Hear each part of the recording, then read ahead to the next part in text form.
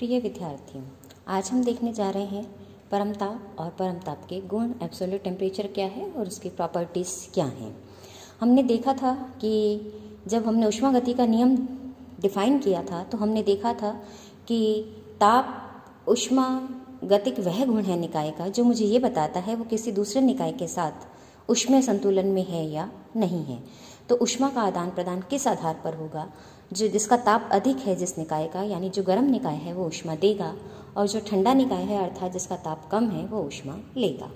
अब यहाँ हमने देखा था कि तापीय संतुलन जब आ जाता है तो दोनों निकायों के ताप बराबर हो जाते हैं, और एक बीटा जब दो निकायों के मध्य तापीय अन्योन्य क्रिया होती है तो दोनों निकायों का बीटा पैरामीटर बराबर हो जाता है।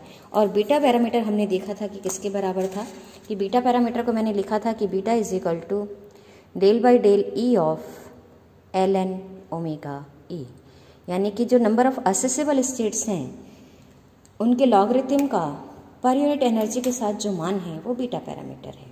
और अधिकतम प्रायिक अवस्था में जब निकायों के मध्य संतुलन आ जाता है तो ये बीटा पैरामीटर दोनों निकायों के लिए बराबर हो जाते हैं। और हमने देखा था कि जो बीटा है वो एनर्जी का व्युत्क्रम होगा।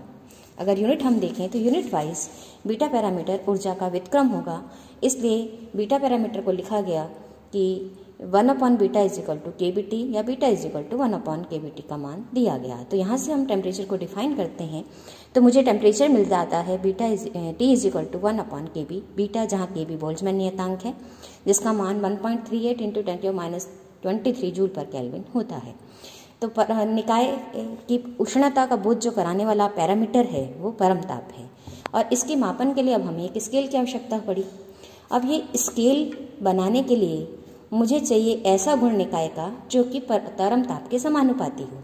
जैसे जैसे ताप बढ़े उस प्रॉपर्टी का मान भी बढ़ना चाहिए। और दूसरा, ये जो प्राचल है जो कि परमताप के साथ निकाय के बढ़ता है ये कहलाता है थर्मामीटर पैरामीटर।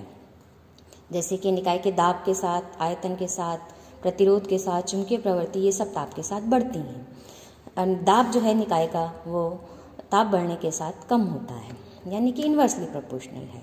ओवरऑल अगर हम देखें तो हम आयतन, प्रतिरोध, चुंबकीय प्रवृत्ति, इन सब के लिए हम कह सकते हैं कि ये जो है ताप के समानुपाती सारे पैरामीटर्स हैं।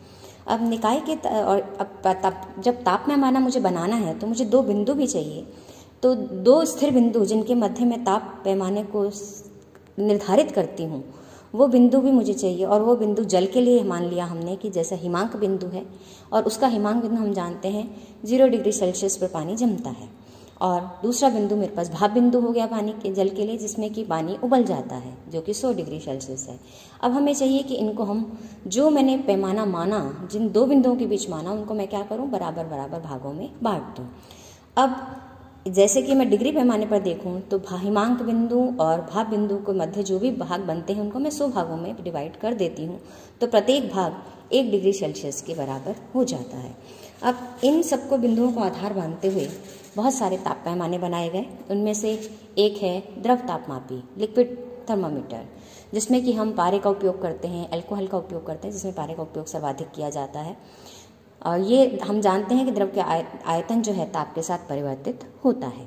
दूसरा तापमापी बनाया गया गैस तापमापी, गैस थर्मोमीटर, और इसमें जो गैस का आयतन है ये दो प्रकार के बनते हैं। एक तो आयतन तापमापी, नियत आयतन तापमापी, और दूसरा बनता है नियत दाब तापमापी। नियत आयतन जब हम रख देते हैं तो जो दाब है वो ताप के समानुपाती हो जाता है। तो हम किसी ताप T पर जो प्रेशर है वो हम लिखते हैं कि PT is equal to P01 plus beta T, जहाँ बीटा एक कांस्टेंट है जिसका जनरली हम 1/273 मान लगते हैं, जहाँ T किस में है, डिग्री सेल्सियस में है। तो PT का मान हो जाता है P01 प्लस T/223, जहाँ P0 को अगर मैं मान लूँ कि ये हिमांक बिंदु है तो भाप बिंदु पर मान अगर मैं मान लूँ आपके पास P100 है तो अज्ञात ताप ज्ञात करने के लिए मैं लिख सकती हूँ कि PT माइनस, हिमांक बिंदु के सापेक्ष लिखूंगी तो हो जाएगा PT माइनस P0 T/273। और अगर PT को मैं 100 मान लूँ, यानी हिमांक बिंदु के लिए लिखूँ तो ये मान हो जाए, भाप बिंदु के लिए लिखूँ तो P100 minus P0 is equal to P0 100/273 हो जाएगा। और अब इन दोनों का रेशियो निकाल कर मैं PT का मान ज्ञात कर सकती हूँ। पीटी का मान मुझे मालूम है तो मैं टेम्परेचर का मान ज्ञात कर सकती हूँ। यानी टेम्परेचर का मान हो जाएगा 100 PT minus P0 upon P100 minus P0 degree Celsius में, क्योंकि यहाँ मैंने भाप बिंदु और हिमांक बिंदु को दो स्थिर बिंदु जो मुझे मेजरमेंट के लिए मेरे रेफरेंस पॉइंट चाहिए थे वो मैंने ये दोनों माने हैं, इसलिए आपके पास ये मान आ जाएगा। अब आपके पास जो T का मान है, अगर परम ताप है, परम ताप के टर्म्स में लिखें तो हमें अच्छे से मालूम है कि डिग्री सेल्सियस को जब हम परम ताप में बदलते हैं तो 273 जोड़ते हैं, तो इसलिए परम ताप T का मान लिखूंगी तो यहाँ पर मेरे पास मान हो जाएगा P अपॉन PTR इंटू 273.16। और अगर नियत दाब मापी मैंने बनाया है तो दाब अगर कांस्टेंट है तो वॉल्यूम टेम्परेचर के समानुपाती होगा, और उस स्थिति में वॉल्यूम को मैं लिख सकती हूँ V01 प्लस अल्फा T, पुनः अल्फा एक कांस्टेंट जिसको मैं 1/273 कह सकती हूँ डिग्री सेल्सियस पैमाने पर। और अगर परम ताप पैमाना है तो ये मान हो जाएगा, इसको अगर मैं सॉल्व करूँ तो 273 प्लस T परम ताप होता है, इसलिए T अपॉन ये, और ये T0 है जो कि 0 डिग्री सेल्सियस है, वो परम ताप पैमाने पर 273 हो जाएगा, इसलिए मैं इसको T0 लिख रही हूँ। तो ये मान हो जाएगा VT is equal to V0 T upon T0। अब यहाँ पर अगर आप और तरह के तापमापी हम देखें तो वह है प्रतिरोध तापमापी, जिसमें प्लैटिनम का उपयोग किया जाता है। प्लैटिनम का प्रतिरोध ताप के साथ बदलता है, और बदलता है तो हम इसको लिख सकते हैं RT is equal to R0 1 plus alpha dash T plus beta dash T square. चूँकि बीटा डैश का मान बहुत कम है तो ये सिंपली केवल 1 प्लस अल्फा डैश T लिखा जा सकता है। तो पुनः हम हिमांक बिंदु को रेफरेंस मान के RT निकाल लें, RT माइनस R0 निकाल लें, भाप बिंदु को रेफरेंस मानते हुए R100 माइनस R0 निकाल लें और दोनों को डिवाइड करें तो मुझे T का मान मिल जाएगा, और T का मान मिलेगा RT minus R0 upon R100 minus R0 into 100 degree Celsius पैमाने पर। और तरह के तापमापी हम जो और बनाते हैं वो है ताप विद्युत तापमापी। ये सीबेक इफेक्ट पर आधारित होता है, और सीबेक इफेक्ट क्या है हम जानते हैं कि अगर हमने दो धातुएं ली और दो धातुओं से दो सिरे अलग अलग हमने बना लिए, जहाँ दोनों धातुओं के अलग अलग सिरे आके मिल रहे हैं, और उन दोनों सिरों को अगर हमने, उन दोनों संधियों को अगर हमने अलग अलग टेम्परेचर पे रखा है तो आपके पास परिपथ में एक विद्युत वाहक बल उत्पन्न हो जाता है। अगर उस को हम किसी परिपथ में जोड़ें तो परिपथ में एक विद्युत वाहक बल उत्पन्न हो जाता है, और यही इफेक्ट सीबेक इफेक्ट कहलाता है। और ये कितना विद्युत वाहक बल उत्पन्न होगा ये इस बात पर डिपेंड करेगा कि दोनों संधियों में जो युग्म है उनके मध्य तापांतर कितना है। तो उस एक संधि को नियत ताप पे अगर हम रख लें और दूसरी संधि का ताप परिवर्तित कर उसकी AMF का अध्ययन करें तो हम अज्ञात ताप का मान ज्ञात कर सकते हैं।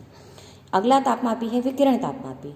ये हमें अच्छे से पता है कि जब पदार्थ गर्म होते हैं तो वो विकिरण उत्सर्जित करते हैं, लेकिन उसके लिए उच्च ताप की आवश्यकता होती है, और इन विकिरणों जैसे जैसे ताप बढ़ता जाता है विकिरित ऊर्जा का मान बढ़ता जाता है। लेकिन हमें अच्छे से पता है कि गर्म पिंड ही विकिरण उत्सर्जित करेंगे, इसलिए बहुत कम तापों का मापन इससे संभव नहीं हो पाता है। लगभग 600 डिग्री के आसपास ये शुरू होता है ताप का मापन।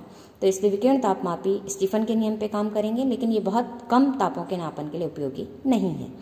और अगला है चुंबकीय तापमापी। चुंबकीय प्रवृत्ति हम जानते हैं पदार्थों की तापों पर निर्भर होती है, और चुंबकीय प्रवृत्ति कितनी बदली है उस बदलाव के आधार पर, उस परिवर्तन के आधार पर हम ताप के परिवर्तन का मापन कर सकते हैं।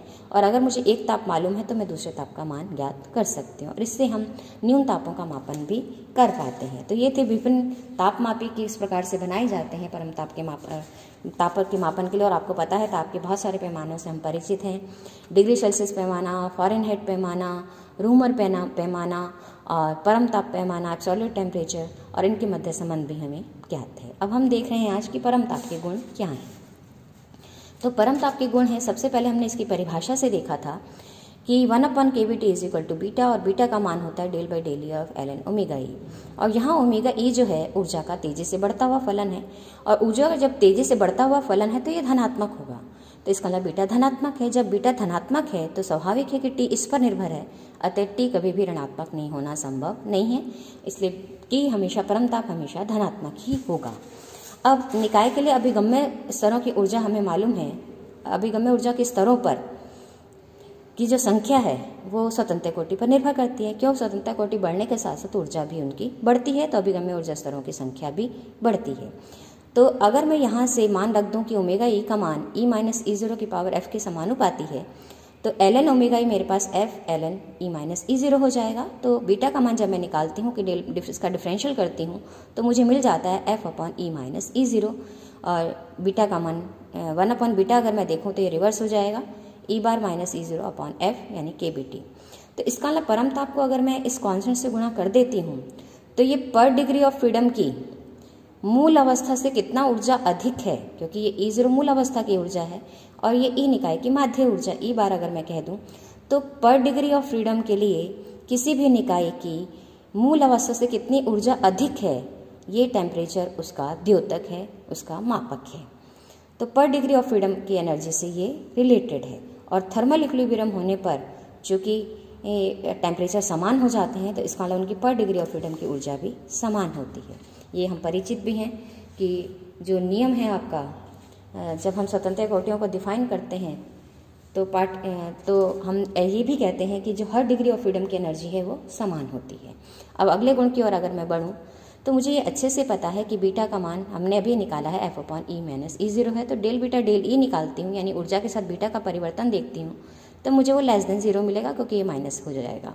तो टी का मान अगर मैं निकालूंगी तो T del T upon D, यानी अब बीटा की बजाय मैं टेम्परेचर का परिवर्तन अगर देखती हूँ ऊर्जा के साथ तो वो मुझे मिल जाता है आपके पास del del E of 1 upon K B beta. अब इसको मैं बीटा के साथ डिफरेंशियल करती हूँ तो पार्शियल डिफरेंशियल को तोड़ देती हूँ, तो del del beta 1 upon K B beta del beta del E हो जाता है, और डेल बीटा डेल ई मैं यहाँ से निकाल सकती हूँ। और डेल बीटा डेल ई का मान जो मुझे मिल जाता है, जो कि हमने पहले भी देखा है कि del beta upon del E का मान अगर मैं निकालूंगी तो वो मुझे मिल जाएगा minus F upon E minus E zero का होल स्क्वायर। अगर मैं यहाँ रख देती हूँ ये दोनों माइनस माइनस प्लस हो जाते हैं।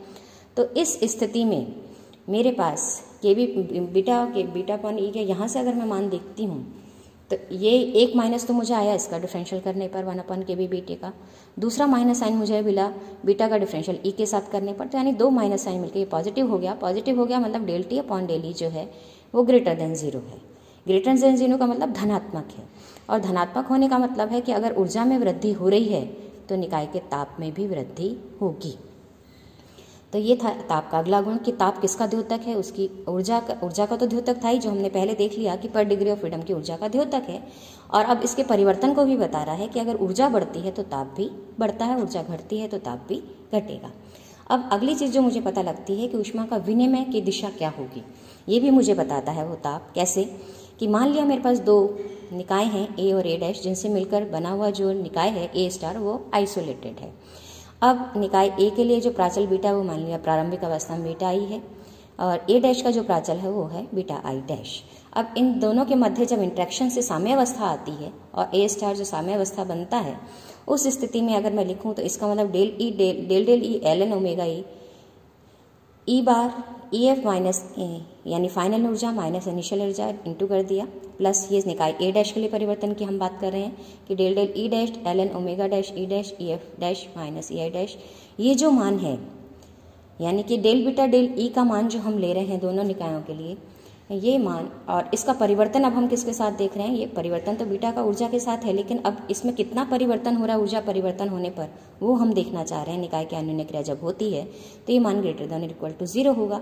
और चूंकि ये जो आदान प्रदान थर्मल इंट्रैक्शन हो रहा है तो जो ये आदान प्रदान है वो ऊष्मा का है, तो इसलिए अगर एक निकाय ने अल्प ऊष्मा दी है तो दूसरा निकाय अल्प ऊष्मा को ग्रहण करता है। तो अगर ये इसको मैंने क्यू माना है तो अगर ये ए निकाय के लिए प्लस क्यू है तो ए डैश निकाय के लिए माइनस क्यू हो जाएगा, जो कि क्यू का मान ए निकाय के लिए हम क्या लिखेंगे ई एफ माइनस ई आई बार, और दूसरे ए डैश निकाय के लिए हम लिखेंगे E J minus E F dash minus E I bar. यानी कि एक निकाय दे रहा है तो दूसरा निकाय ऊष्मा ले रहा है, जो कि अल्प मात्रा में हम लेन देन कर रहे हैं यहाँ पे। तो अगर इसका मान अगर हम देखो तो ये बीटा है तो ये बन गया बीटा क्यू, ये बन गया प्लस बीटा डैश माइनस ये हो गया क्यू माइनस का क्यू, क्योंकि एक ने दी ऊष्मा तो दूसरे ने ली। यही थर्मल इंट्रैक्शन का नियम है, जबकि इन दोनों से मिला निकाय आइसोलेटेड हो जाता है। तो यहाँ से अगर मैं क्यू को कॉमन ले लेती हूँ तो मुझे मिल जाता है beta I minus beta I dash is greater than और इक्वल टू 0, जो कि क्यू हमेशा ग्रेटर देन 0 होगा। बीटा आई भी, इसका मतलब बीटा आई का मान बीटा आई डैश से हमेशा ज़्यादा या बराबर होगा, यानी टी आई का मान लेस देन और equal to T I dash होगा। तो मतलब क्या निकला कि इसका मतलब वो निकाय जिसके लिए बीटा अधिक है यानी टेम्परेचर कम है वो निकाय ऊष्मा ग्रहण करता है, और वो निकाय जो कि आपके पास जिसका कि ताप कम है और जिसका कि ताप अधिक है और बीटा पैरामीटर कम है, वो निकाय ऊष्मा देता है।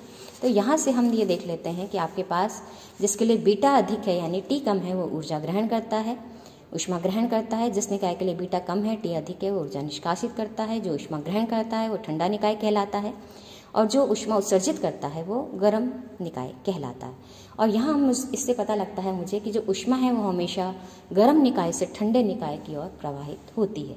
तो संक्षिप्त में मैं परम ताप के गुण अब कह सकती हूँ कि परम ताप सदैव धनात्मक होता है। परम ताप प्रति स्वतंत्र कोटि की लिए मूल अवस्था से निकाय की ऊर्जा अधिकता का निर्धारण करता है, निर्धारण का बोधक होता है। और ऊर्जा या ऊष्मा वृद्धि होने पर परम ताप में वृद्धि होती है। और परम ताप के द्वारा दो निकायों के मध्य ऊष्मा प्रवाह की दिशा का भी पता लगता है। गर्म निकाय ऊष्मा ग्रहण, ठंडा निकाय ऊष्मा ग्रहण करता है, गर्म निकाय ऊष्मा देता है। तो ऊष्मा का प्रवाह हमेशा गर्म से यानी उच्च ताप से ठंडे निकाय की ओर यानी निम्न ताप की ओर होता है। धन्यवाद।